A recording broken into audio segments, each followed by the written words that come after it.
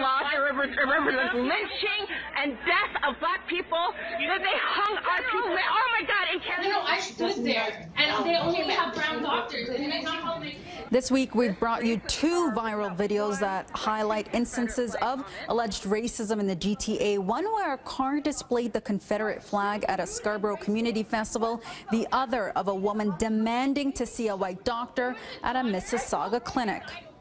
Now, we've seen very passionate debates on both of these issues taking place on our Facebook page. Now, while discussions on issues like race have long been taking place online, there is a mysterious community on Twitter that's been driving this conversation, known as Black Twitter.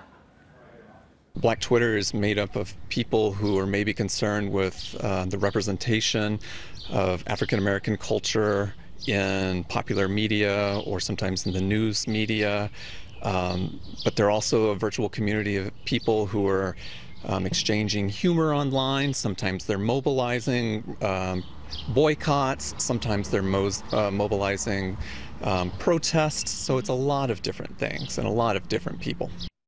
Members of Black Twitter were behind the Oscars So White hashtag that highlighted the lack of diversity at the Academy Awards and the lack of leading roles for minorities in Hollywood. In 2014, the group was also credited for helping bring attention to the killing of Michael Brown, the teen who was fatally shot by a police officer in Ferguson, Missouri. That was also when Black Twitter called out the media for how it portrayed people of color who lost their lives to gun violence with the hashtag If They Gunned Me Down.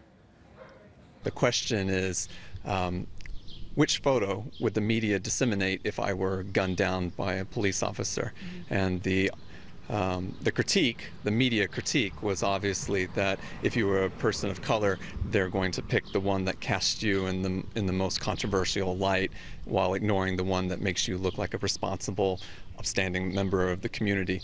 I think it was highly successful because it used something that was entertaining, and it also asked the users to contribute. That's the sort of brilliance behind a meme, is that you're not just preaching to the choir, you're actually asking people, post your own content, join this discourse, this dialogue, and show us what you think would happen in your own context. So it gets people to be active participants.